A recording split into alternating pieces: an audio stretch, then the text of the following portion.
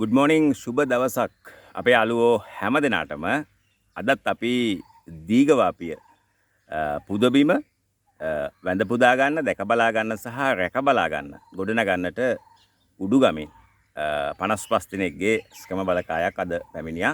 ඉතින් අපි ඇඳිලා ඉන්නේ දීඝවාපිය පුදබිම තුල විශේෂයෙන්ම මේ වන විට දාගැබ අඩි 85ක් පමණ උසට ගොඩනැගීමෙන් පවතිනවා.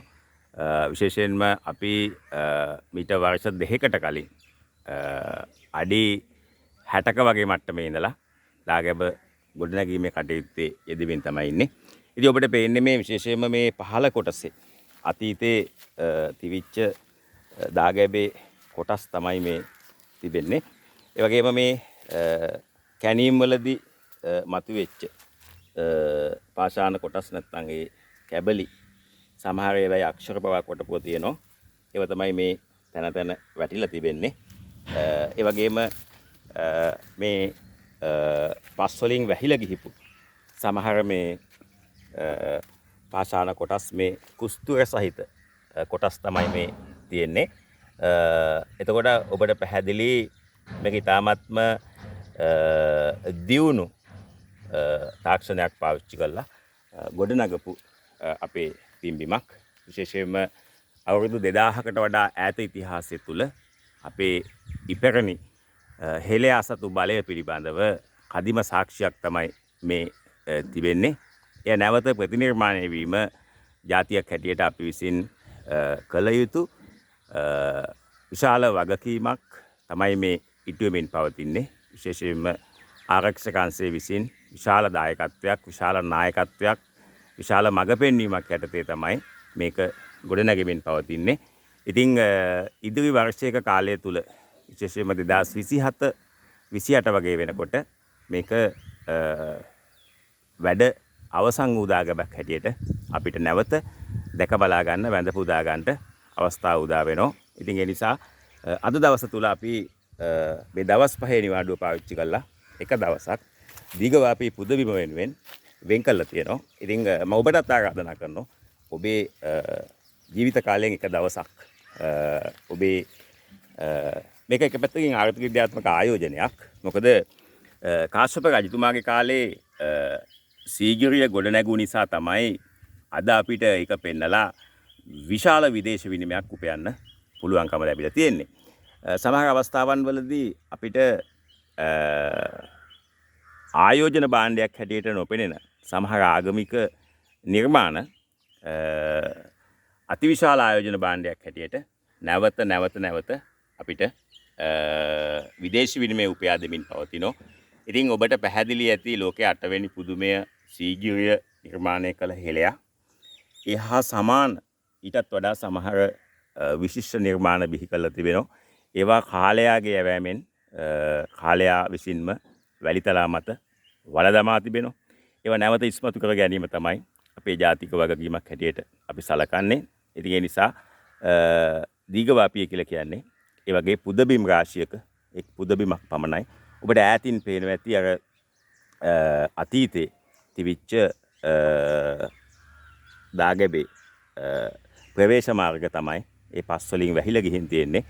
ඉතින් ඒවා ඉස්මතු කර ගනිමින් නැවත ප්‍රතිනිර්මාණය කරන මේ දාගැබේ වැඩ නිම කරන්නට තමන්ගේ කාලය, ශ්‍රමය, ධනය, තමන්ගේ ආකල්ප, හැකියාව, නිර්මාණශීලීත්වයෙන් යොදා ගන්නා වූ අපේ මිනිස්සුන්ට යෝධ බල යෝධ ශක්තිය ලැබෙන්න කියලා අපි විශේෂයෙන් මේ වෙලාවේ ආශිර්වාද කරනවා.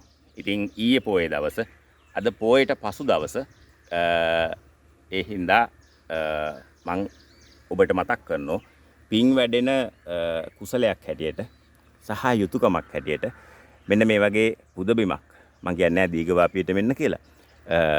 ඔබේ ශ්‍රමය සපයන්න පුළුවන් නම් ඒක මං හිතන්නේ මේ ඔබ තියෙන එක ගඩොලක් අනාගතේ ඔබේ ළමයෙකුට ඇවිල්ලා අපේ ආච්චිසියා නැත්නම් අපේ අම්මා තාත්තා අතින් තබපු නැත්නම් පූජා කරපු නැත්නම් උඩට යවපු නැත්නම් මැටි අනපු නැත්නම් පස් හලපු දාගැබක් හැටියට ඊ타මත්ම ඉහළ සිහිවටනයක් හැටියට මේක සටහන් වේවි.